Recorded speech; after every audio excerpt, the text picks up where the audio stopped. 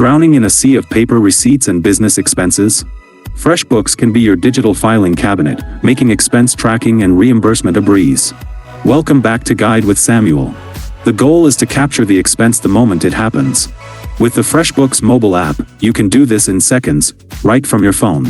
First, open the FreshBooks app and tap the Expenses tab. Hit the plus button to add a new expense. You'll enter the vendor, amount, category, and most importantly, which client it's for if it's billable. Now for the magic, tap Attach Receipt and use your phone's camera to snap a picture of the receipt. FreshBooks will even read the data from the receipt to help fill in the details. And that leads to my crucial pro tip: categorize every expense immediately. Don't just take the picture and forget it. Assigning it to a category and linking it to a client as you go makes tax time and client billing incredibly simple. No more end-of-year receipt chaos. Just like that, you've tamed the paper tiger and have a clear, organized view of where your money is going. What's your most common business expense? Software subscriptions, travel, or client meals?